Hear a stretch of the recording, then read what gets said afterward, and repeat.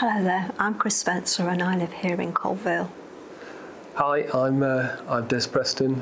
I'm Kris's partner in many things, including living together, being a companion, and music. We play music together, don't we? We do indeed, yeah. Well, we try to. My daughter was called Meryl and she was a lovely child. If she could get into trouble, she would. But she got one of those smiles that everybody forgave her. And she was always on the go. She only ever needed 4 hours sleep every night and then drove us mad for the other 20 hours in a day. She was very much into the Spice Girls, much such as they were. And she used to wear all these tomboyish things. And wore these dreadful boots, but she loved them. And then we found out she had to wear glasses. So she chose ones that got about 20 different colours on them. She said, if I've got to wear these, I can wear anything with these glasses on.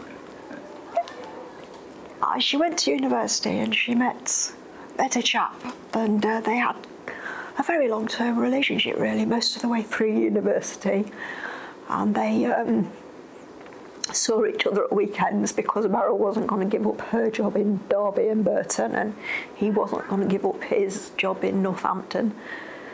So they spent weekends together, either at, the dad's house or down in Northampton. And they eventually got engaged and were planning to get married and got themselves a house in Derby. And that's when it all went wrong. The relationship broke down effectively. And, these things do, don't they? It's not one person's fault. It's all little things all adding up together over many years. And she found that she wanted him to go, so he went and she stayed in the house. But she found it very lonely and she just couldn't cope with it, as far as I'm aware. And ultimately she decided to end it all.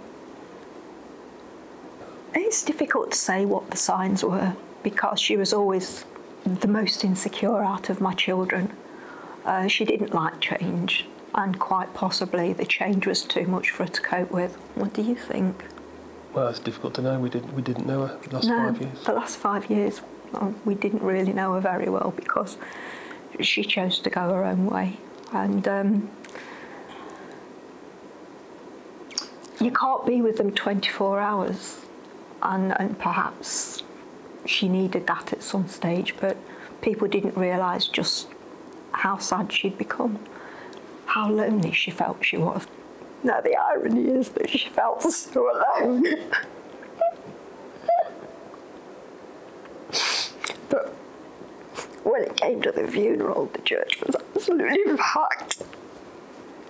When Kris first heard, I saw somebody's world destroyed in a heartbeat, and for the next days and weeks, it was sort of the ultimate distress of somebody who's been put in a situation where the whole world has been ripped out, and you need your friends, you need your close companions, your friends and family, to be able to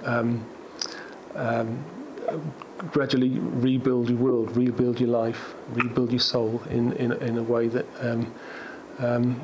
in such a way that you can carry on and try and put it all to one side, which is what you need to do. Come and talk to somebody. It doesn't have to be somebody close, it doesn't have to be family, but you do have to find somebody that you can relate to. It doesn't necessarily have to be a friend. But if you have got a friend that you can relate to, then do it.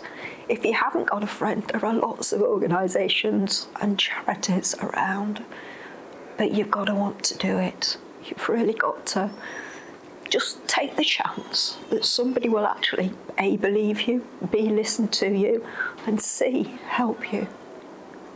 Don't Don't keep it to yourself. Please don't.